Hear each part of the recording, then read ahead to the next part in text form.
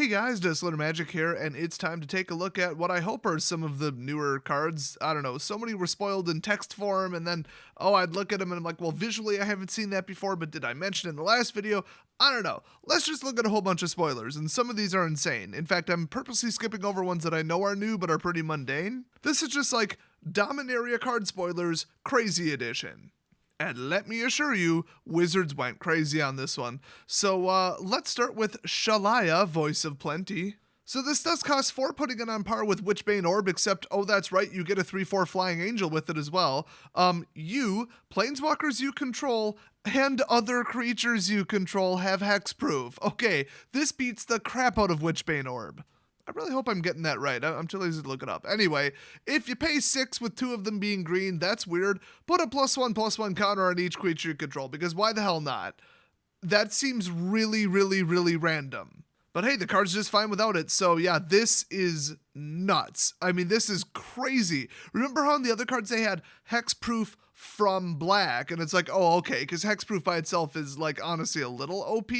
I mean, it can't be targeted by, like, anything. It's virtually impossible to destroy the creature then. You'd have to, like, passively sacrifice to get it with a field spell or just whatever. It's just a little much.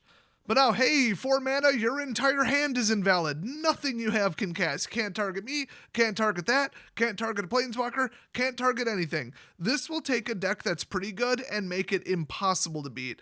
I think they went too far with this card, to be perfectly honest.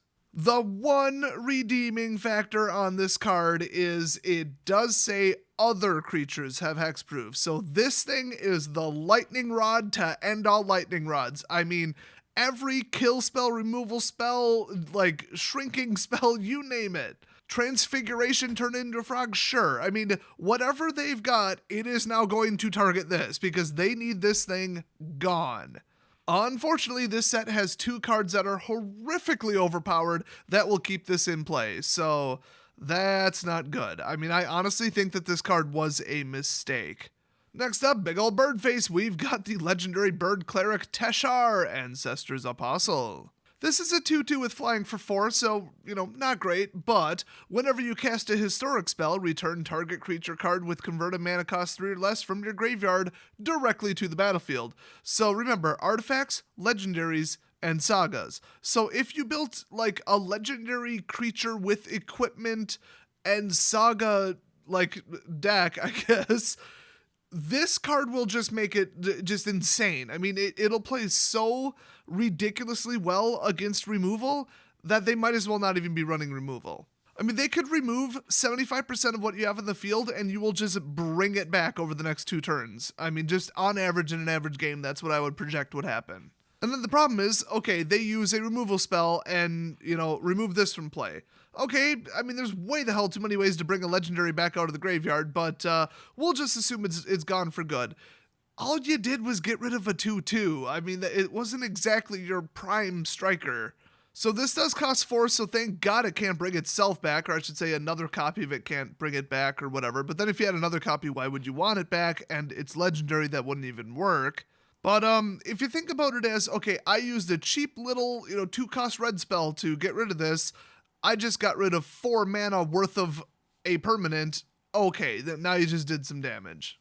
So this, I mean, it's not game ending, it's not just, oh, it comes out and you gotta deal with it immediately or you lose, it's just like, oh great, crap's gonna be coming back. And at 4 mana, I mean, what are they really gonna cast that's historic that would bring back something immediately? It would almost have to be like a 1 or 2 cost equipment or something.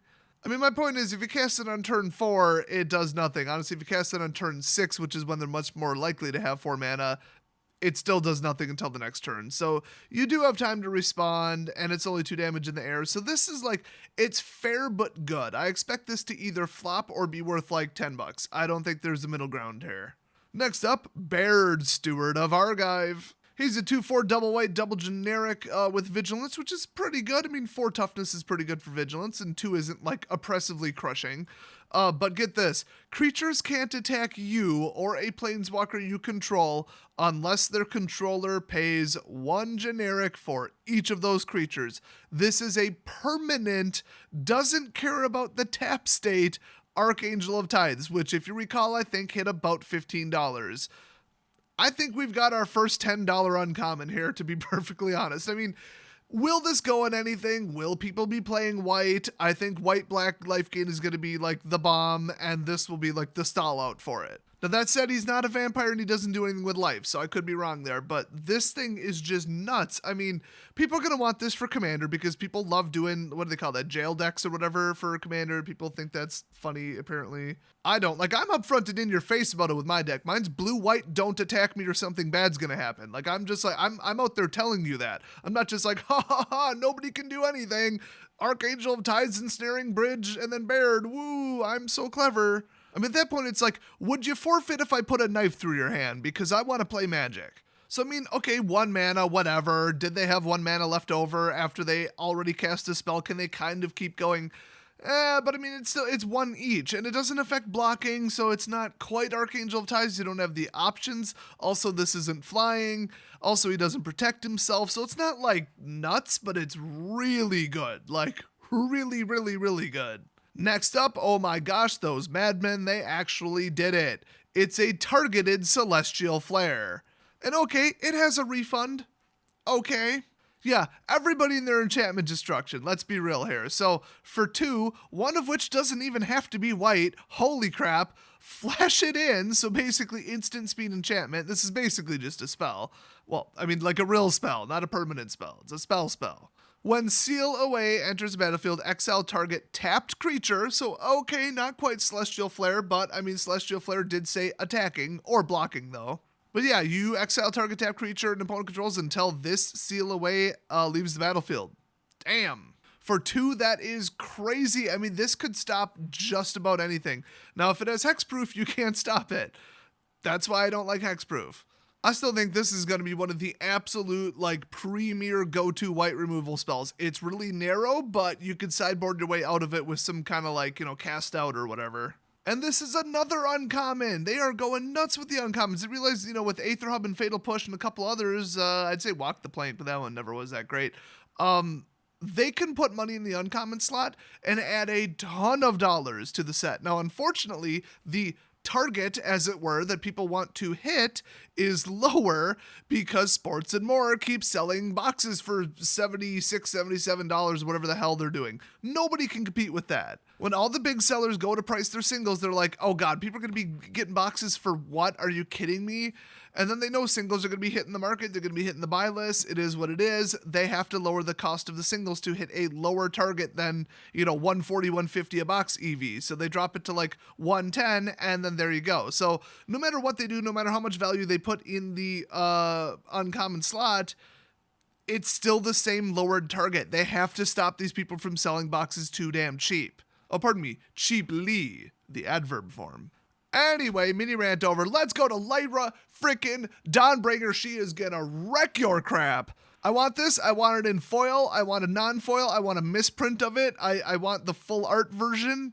I want it on a t-shirt, and I'm gonna put it as a vinyl wrap on my car.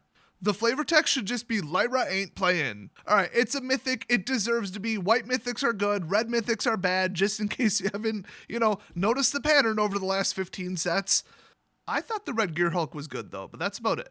So get this. 5/5 for 5, flying, first strike, lifelink, okay? We're already at, beefed up Gisela, okay? So no vigilance, but I mean, do you need vigilance if you're swinging and gating 5? You could take 5 back and still be winning the game. I mean, come on. Realistically, you could probably get counter-swung for 8 and you'd be okay. But get this. Other angels you control get +1/+1 and have lifelink. And of course, the flavor text says, you are not hot. You can never be hot. Fire in the booth, ya done now. That meme will never die, I won't let it. And with these stats, neither will Lyra. Holy crap. This literally could have been a vanilla lifelink 5/5 flyer for 5, which I know is not vanilla, but I mean for an angel it kind of is. And I'd be like, yeah, 5/5 flyer with lifelink for 5. Sure, put it in my deck. Maybe not at Mythic, but damn, first strike so she could just wreck everything. And then if you manage to grant her vigilance, it's basically over. Oh my god, and it's legendary, so she's probably going to be a 10/10, all things considered, with all the legendary interactions. She's going to come swinging at you with, some equipment, freaking counters on her, some field bonuses. I mean, oh my god. And then if you happen to be running other angels, which, I mean, you can build an all legendary angels deck. It's looking like it's a thing. It's kind of like so gimme and so obvious that I feel like it's just probably going to be a mid-range deck, but it looks like it would be fun and just angel control flying life gain removal. Classic version of basically Combat Specialist 2.0, so get ready for 3.0. I'll probably build it. This card is nuts. Once again, people in Commander are definitely going to want this if they built angels, or, I mean, even life gain, flyers, anything, really. Oh, I love this card. It is so nuts. So anyway, next up, we've got Mesa Unicorn. It's just a 2/2 for 2 with lifelink, and it's not double white. What's so special about this card? 3 things, really. I mean, I've said it before. A 2/2 lifelinker for 2 is just good. I mean, that is just plain good. It was good when it was an Ixalan. It's good now. Technically, you could play both. You could have vampires riding unicorns, which would basically be the Twilight series. So get out your glitter lip gloss and your emo eyeliner and run some vampire unicorn action. That sounds like a great deck to go after, but anyway. Second reason, obviously, unicorn tribal. And third reason, this is literally the gayest artwork I've ever seen in my entire life. And I don't mean that as like an insult or in a derogatory way. I mean, this is literally gay. If this was a painting, you would find it in a gay man's house. They might as well have just tattooed the word fabulous in some script font on the side of the unicorn. So if you're like, my deck needs something, it's so close to perfect, your deck needs fabulousness, okay? Add the unicorn in, just gay it up a little bit. And finally, because I'm just doing white cards in this video, probably because white's the strongest color, again, we've got Daring Archaeologist, digging up them gay unicorn bones. This is a 3/3 for 4, and get this, when it enters the battlefield, that's right, you can flicker it. You may return target artifact card from your graveyard to your hands. That's pretty cool by itself. I mean, I'd say resurrect equipment. Who the hell destroys equipment? And it only goes to your hand, but I mean, hey, Gear Hulks are still legal. Cataclysmic Gear Hulk, that'd be kind of fun. If they destroyed it, drop this in, boom, second board wipe, and then you could keep this as your creature and keep the Gear Hulk as your artifact.